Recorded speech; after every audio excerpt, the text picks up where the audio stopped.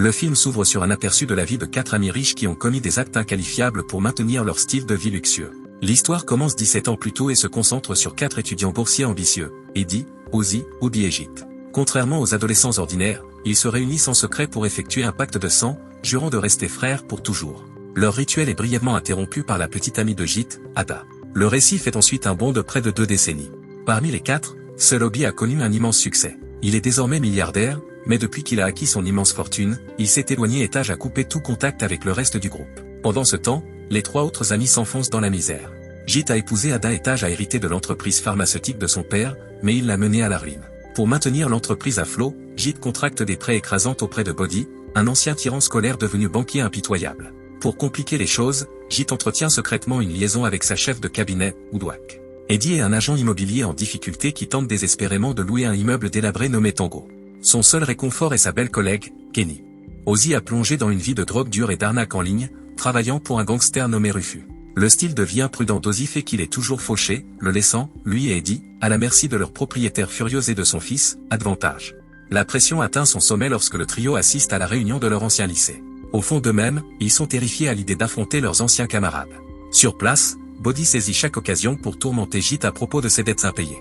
Alors que l'humiliation atteint son comble, Obi fait une entrée spectaculaire.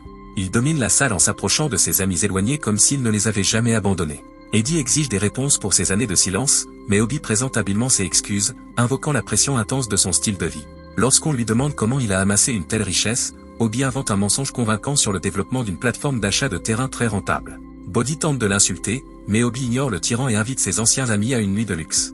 Obi leur offre une virée et les emmène dans son immense manoir alimenté par l'intelligence artificielle. Il leur sert du vin très cher, mais en quelques instants, les amis se sentent étourdis et plongent dans l'obscurité.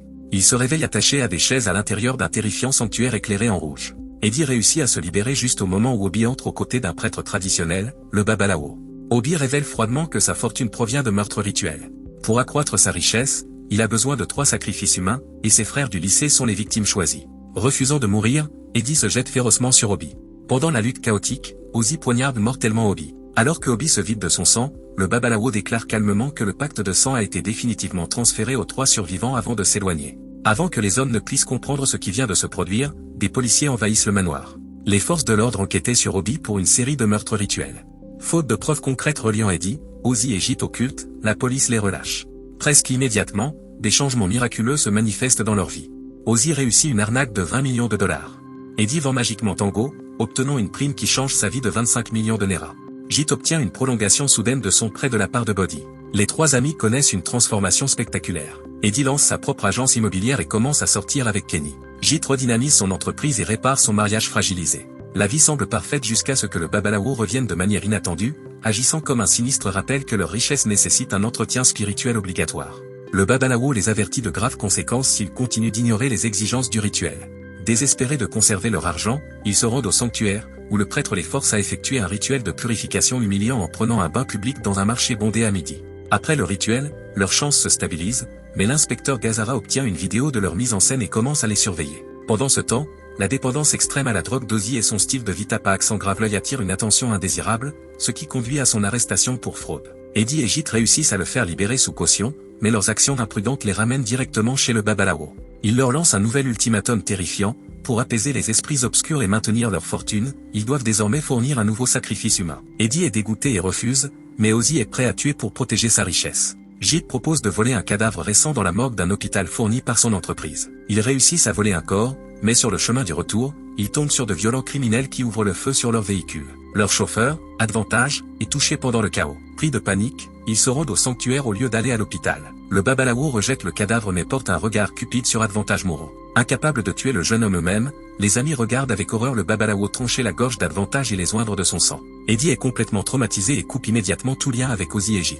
6 mois passent, et les sombres conséquences déchirent les amis restants. Jit découvre qu'une transaction de 20 millions de dollars pour son entreprise a disparu, interceptée par Ozzy. Furieux, Jit retourne voir le Babalawo, qui révèle que Jit est destiné à sceller le pacte à son niveau le plus élevé. Pour y parvenir, il doit sacrifier Eddie. Ozzy est quelqu'un qu'il aime vraiment.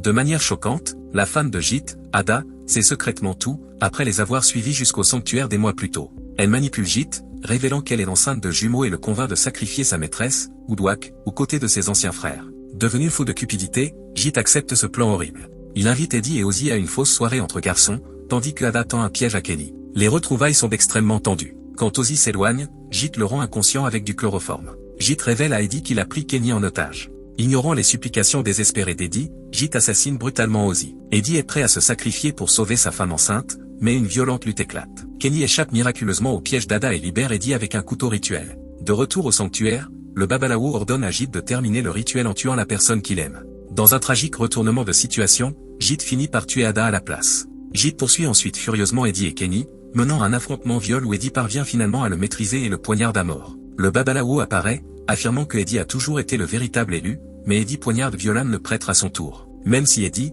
Kenny et Woodwhack survivent à cette terrible épreuve, leurs vies sont brisées à jamais. Kenny est traumatisé et ne veut absolument plus rien avoir à faire avec Eddie ou son monde couvert de sang. Réalisant le prix dévastateur de sa cupidité, Eddie se rend directement au poste de police et avoue tout. Il est condamné à 30 ans de prison pour complicité dans plusieurs meurtres. Ironiquement, l'entreprise pharmaceutique de Jit fait quand même faillite. Dans les derniers instants glacials, le jeune apprenti du Babalawo s'agenouille devant le corps sans vie de son maître, les yeux remplis d'une ambition sombre, prouvant que le commerce maléfique de l'argent du sang est toujours bien vivant. Et c'est là que l'histoire se termine.